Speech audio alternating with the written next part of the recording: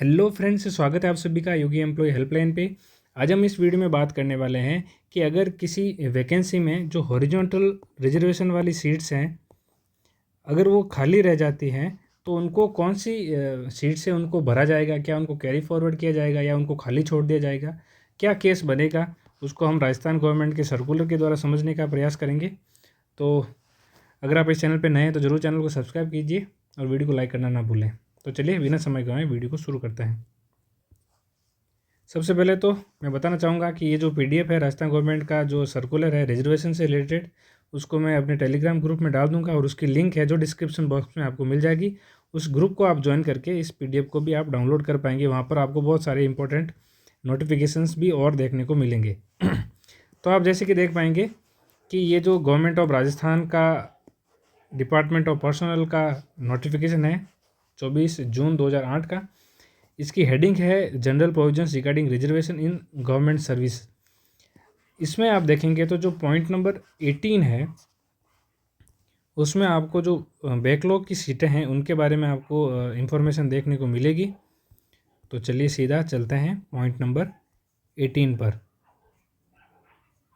जैसा कि आप सबको पता होगा कि जो वर्टिकल रिजर्वेशन वाली सीट होती है यानी SC ST OBC EWS वाली है, उसमें क्या होता है कि अगर उस कैटेगरी में से कोई कैंडिडेट नहीं मिल रहे हैं यानी पूरी मात्रा में कैंडिडेट नहीं मिल रहे हैं तो उनको खाली छोड़ दिया जाता है, यानी कि उस वर्ष उसको भरा ही नहीं जाता है और नेक्स्ट ईयर के लिए उनको कैरी फॉरवर्ड भी कर दिया जाता है ताकि नेक्स्ट ईयर में उस कैटेगरी की सीटें बढ़ सके और जो पिछले साल वाली कम रह गई थी उनका भी उनको प्रतिनिधित्व मिल सके। लेकिन जो हॉरिजॉन्टल रिजर्वेशन वाली कैटेगरीज है, वुमेन हो गई, फिजिकल डिसेबिलिटीज़ वाले हो गए, एक्स सर्विसमैन वाले हो गए, नॉन गजेटेड वाले हो गए और स्पोर्ट्स पर्सन वाले हो गए, इनके लिए किस प्रकार से सीटों का जो अगर रिक्त रह जाती है तो उनको क्या किया जाता है उसको हम देखने का प्रयास करेंगे। सबसे पहले वुमेन के लिए दे रखा है, इनके लिए लिखा है कि vacancy reserve for women are category wise, यानी कैटेगरी वाइज इनको होता है, यानी कि OBC में 30% है, SC में भी 30% है, ST में भी 30%, इनको महिलाएं होना जरूरी है। In case suitable women of any particular category are not available against vacancies reserved to filled by them, यानी उनके लिए जितनी उपलब्ध सीटें हैं उतनी अगर नहीं भर पा महिलाएं नहीं मिल रही हैं तो the vacancy will neither be kept vacant nor included in the backlog, यानी कि ना तो उनको खाली छोड़ा जाएगा ना ही उनको अगले वर्ष के लिए बैकलॉग माना जाएगा, यानी उनको कैरी फॉरवर्ड भी नहीं किया जाएगा, but by field by male candidates of the same category. इसका फ़ायदा कब मिलता है? जब मान लीजिए कोई ऐसी वैकेंसी है जिसमें महिलाएं बहुत कम है, यानी कि महिलाएं चाहिए तो 30% लेकिन अवेलेबल है खाली 10%, तो जो पीछे वाली बची हुई 20% सीटें हैं वो उसमें मेल्स को मिल जाती है। और कौन से मेल्स को मिलेगी? उसी कैटेगरी के। मान लीजिए OBC में सीटें नहीं भरी जा रही हैं तो फिर OBC के मेल्स को ही फ़ायदा होना है। SC में अगर महिलाएँ कम पढ़ रही हैं तो फिर SC के मेल को फ़ायदा होने वाला है। सेकंड जो कैटेगरी आपको देखने को मिलेगी वो है एक्स सर्विसमैन। इसके लिए उन्होंने लिखा है in case suitable ex serviceman are not available for appointment against vacancies reserve to filled by them, the post is not to be kept vacant, यानी उनको वैकेंट तो नहीं रखा जाएगा but is to be filled by other candidates, यानी उनको other candidates के द्वारा भर लिया जाएगा। However this vacancies filled by other candidates should be included in the backlog of ex serviceman. अब यहाँ पर दो केस बन रहे हैं। पहली बार तो ये कह रहे हैं कि खाली नहीं रखा जाएगा। इसका मतलब ये है कि अगर मान लीजिए 12.5% एक्स सर्विसमैन लेने थे लेकिन वो मिले नहीं हैं, यानी कि मान लीजिए 10 एक्स सर्विसमैन की सीट हैं वो खाली रह रही है, इतने कैंडिडेट नहीं मिल रहे हैं, तो क्या किया जाएगा? उनको अदर कैंडिडेट्स के द्वारा भर लिया जाएगा, यानी भर तो दिया जाएगा, उनको भरा जाएगा, लेकिन साथ ही दूसरा चीज़ ये होगी कि कैरी फॉरवर्ड भी होगी, यानी इस साल तो भर ली गई है।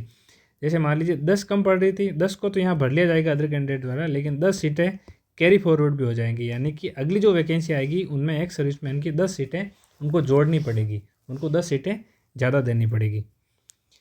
फिर बात करते हैं next, in case of person with disabilities, यानी PD कैंडिडेट्स जो हैं, candidates are not available for the appointment against vacancies to be filled by them, again the post is not to be kept vacant, यानी इनको भी खाली नहीं रखा जाएगा। उस साल तो इनको भर लिया जाएगा सामान्य लोगों द्वारा, लेकिन अदर कैंडिडेट द्वारा भर लिया जाएगा। However these vacancies are to be carry forward for up to 3 recruitment years, यानी कि अगले जो 3 साल है वहाँ तक उनको कैरी फॉरवर्ड किया जाएगा। पर एक्स सर्विसमैन के मामले में केवल 1 साल के लिए इनको कैरी फॉरवर्ड किया जाता है। तो क्या किया जा रहा है? दूसरे लोगों द्वारा भर भी दी जा रही है, जो कैंडिडेट नहीं मिल रहे हैं पीडी के उनकी सीट, और साथ ही अगली जो वैकेंसी आने वाली है 3 वर्षों तक, उनमें जितनी सीटें नहीं भरी गई थी उनमें उनको ऐड भी करनी पड़ रही है नई सीटें।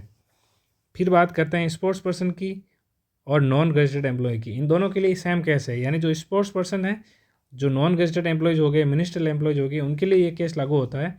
इसमें ये कह रहे हैं कि are not available for the appointment against the vacancies reserve to be filled by them, these vacancies are to be filled by other candidates. यानी कि अगर उस कैटेगरी के यानी स्पोर्ट्स पर्सन के और नॉन गजेटेड एम्प्लॉय के सीटें खाली रह रही हैं, उतने कैंडिडेट नहीं मिल पा रहे हैं, in these case there is no concept of backlog और कैरी फॉरवर्ड। यानी उनको अदर कैंडिडेट द्वारा भर लिया जाएगा और फिर किसी प्रकार से उनको कैरी फॉरवर्ड नहीं किया जाएगा, उसका फ़ायदा उनको अगली जो वैकेंसीज हैं उनमें नहीं मिलने वाला है।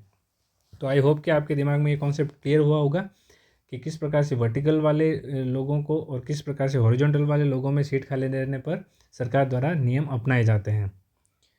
आई होप कि आपको ये वीडियो पसंद आया होगा। अगर आपको वीडियो पसंद आया तो वीडियो को जरूर लाइक कीजिएगा। Thank you.